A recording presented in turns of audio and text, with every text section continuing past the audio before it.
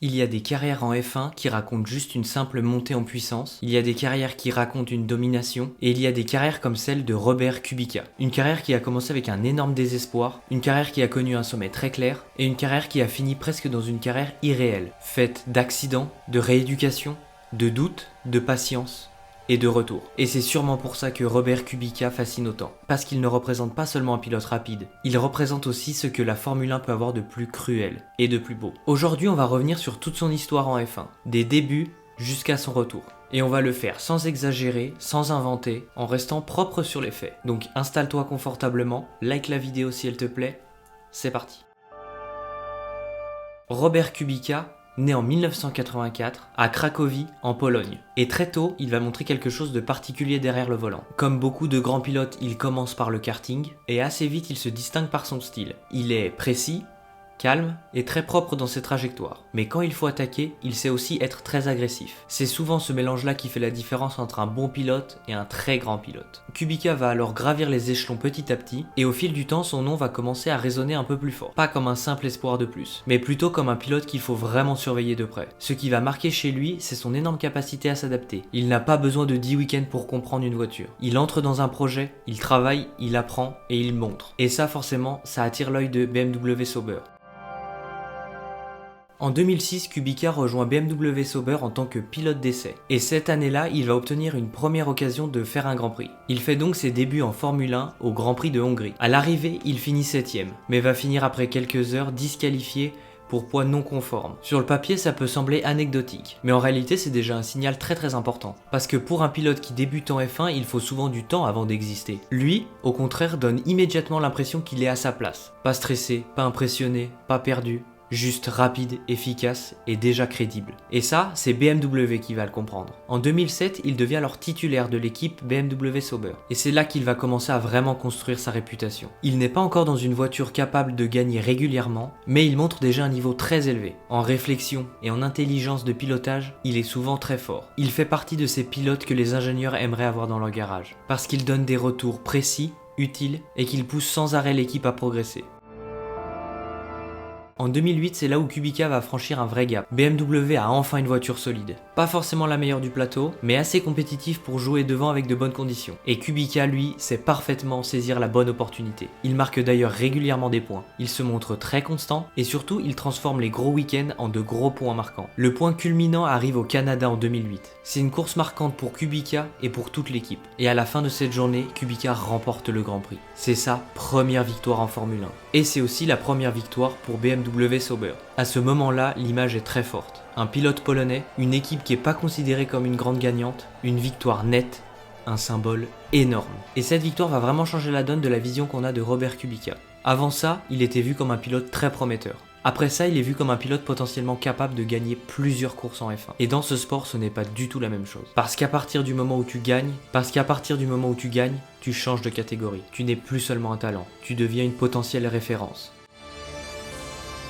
Après cette victoire, Kubica continue de rester très apprécié dans le paddock. Ce qui le rend intéressant, ce n'est pas seulement sa vitesse, c'est aussi son profil très complet. Il est intelligent dans la lecture de la course, il gère très bien ses pneus, il sait s'adapter à tout type de contexte, et il ne fait pas partie de ces gens qui ont besoin d'une voiture parfaite pour exister. Il peut faire déjà beaucoup de choses avec une voiture pas complète. Et ça, c'est souvent le signe des grands. À cette époque, beaucoup de personnes le voient comme un potentiel gagnant en F1, champion du monde. Bref, ils le voient en haut du tableau. Et il y a une vraie sensation de progression. Kubica n'est pas arrivé au sommet de la F1 en absolu, mais il est clairement en train de s'en rapprocher. Et puis il y a son profil humain aussi qui le rend apprécié. Il n'est pas dans le show permanent, il est plutôt dans l'efficacité, le sérieux, le travail. C'est un pilote qui parle peu, mais qui agit beaucoup, et qui le prouve sur le terrain. Ce comportement fonctionne très bien avec une équipe technique, surtout quand tout repose sur la précision.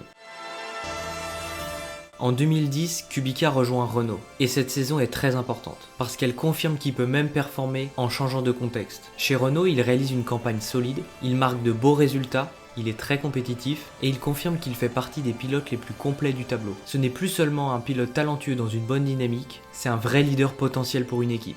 Ce passage chez Renault montre aussi quelque chose de très important. Kubica sait s'adapter à des environnements complètement différents. Tous les pilotes rapides ne savent pas forcément faire ça. Certains brillent que dans une seule structure, d'autres ont besoin d'un cadre très spécifique. Kubica, lui, semble être un vrai caméléon. Il s'adapte énormément. Et à ce moment-là, beaucoup d'observateurs pensent que le meilleur est à venir. Malheureusement, c'est là que son histoire bascule.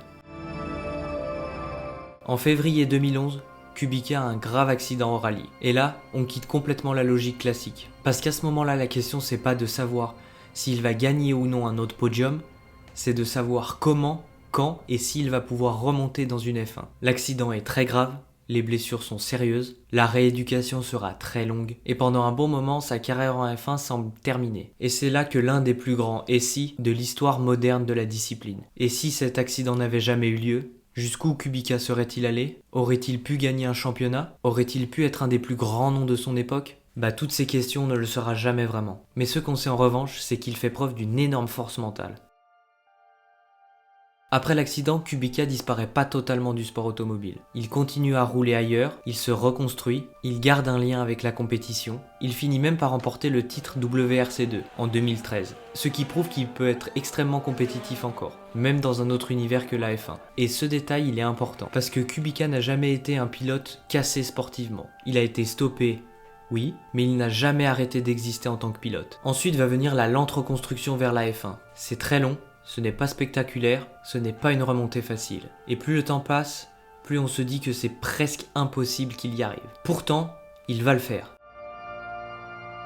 Kubica revient petit à petit dans l'environnement de la F1, notamment auprès de Williams. D'abord comme pilote de réserve, puis comme titulaire en 2019. Et là, à ce moment-là, juste le fait qu'il soit de retour sur la grille de F1, c'est déjà énorme. Parce que revenir en F1 après un accident aussi grave, ce n'est pas juste un fait de carrière. C'est avant tout une histoire humaine. C'est la preuve qu'on peut se relever, même quand on croit être couché. Bien sûr, le contexte sportif est très compliqué. Williams n'a pas une voiture capable de se battre au sommet, donc Kubica ne peut pas devenir le champion qu'il espérait être, mais son retour n'avait pas besoin de ça pour être marquant. Le simple fait qu'il soit là, conduire une F1, faire un Grand Prix et redevenir titulaire, c'est déjà énorme. Et dans sa saison en 2019, il va même marquer un point en Allemagne. Un petit résultat sur le papier, mais dans le contexte de sa carrière, c'est un grand pas immense.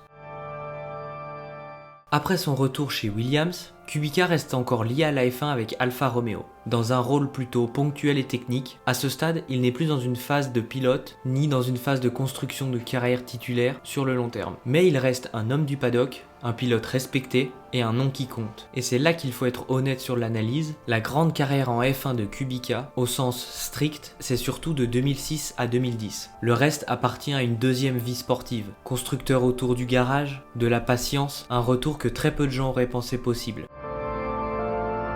Robert Kubica fascine parce qu'il a réuni plusieurs choses en une carrière de F1. Il y a le talent brut, la victoire, la promesse d'un très grand avenir, il y a la rupture brutale, le retour. C'est une carrière qui aurait pu s'arrêter très haut et elle s'est arrêtée violemment. Puis elle a retrouvé une autre forme et au fond c'est ça qui rend la carrière de Kubica impressionnante dans l'image des fans. Il n'est pas seulement le pilote qui a gagné avec BMW Sauber, il est aussi celui qui a refusé de disparaître après son accident. Et dans un sport aussi dur que la Formule 1, ça laisse une trace très particulière. Si je devais résumer la carrière de F1 de Robert Kubica, je dirais ça. C'est l'histoire d'un pilote qui avait un très bon niveau, qui aurait pu aller tellement haut, qui a été stoppé malheureusement au pire moment, mais quand même avec le mental a réussi à revenir, là où presque personne ne l'attendait. Et pour beaucoup de fans, ça suffit déjà à en faire une légende. Pas forcément au niveau des titres, mais une légende construite dans le talent, la souffrance et la persévérance. Et parfois en Formule 1, c'est ça le plus marquant. Et toi, tu en penses quoi de Robert Kubica? Dis-le moi en commentaire. Donc voilà, c'est tout pour aujourd'hui, j'espère que cette vidéo sur l'histoire de Robert Kubica vous aura plu. Si c'est le cas, n'hésite pas à liker, à partager, à commenter comme d'habitude.